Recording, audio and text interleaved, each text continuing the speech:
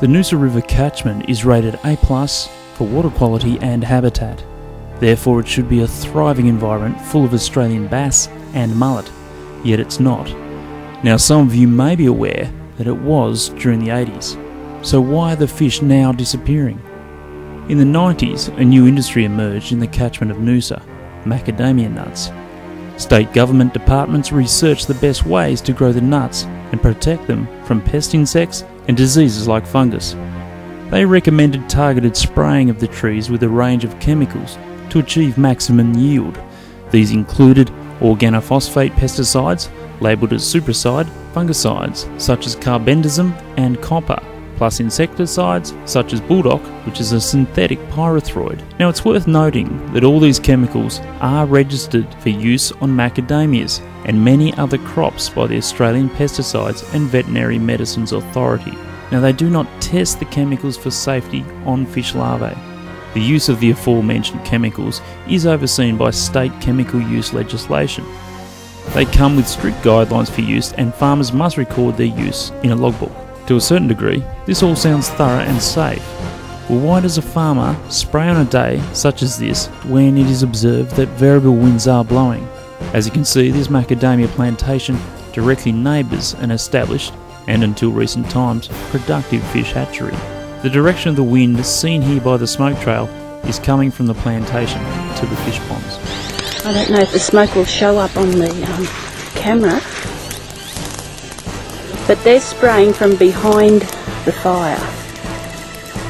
Perhaps the farmer lit a fire on the far side of his property and logs the wind as blowing away from the fish hatchery, and therefore favourable conditions for spraying.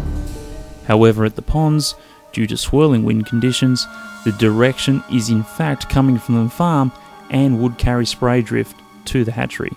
That smoke is going now. There's my sheds coming straight over my hatchery. Look at it all. Yeah, the wet grass is doing it.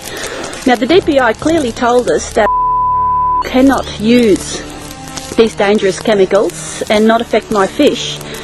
It's funny how the winds are strange down here. And yet he says nothing is... I know. In line of their bloody spray. Yeah, I know, it's absolutely perfect in line. That's really... That tree down there. Yeah. And yet after constant phone calls and letters, the regulators take no action against the farmer's spraying process. Now remember, the chemicals used to spray the macadamias have never been tested on fish larvae. If they are safe to use, why are the fish larvae looking like this? There you can see his two heads fairly clearly. As a result, successful breeding is no longer possible from Noosa River wild bass stock. I guess he can't really live. It's just amazing that he's even hatched. You see, that's the second head there. And that seems to be the main head.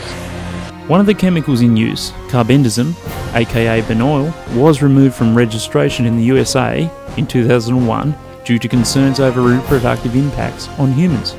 It is scientifically proven to cause deformed embryos in frogs. It could well be the cause of bass deformities. So why are we still using it in Australia? This is the larvae spawn from wild Noosa River bass in the hatchery that borders the macadamia farm. Now for the past few years there have been unexplained mortalities and deformities in the adult and larval fish. 90% of all larvae spawned from the wild bass this year were deformed and died within 48 hours.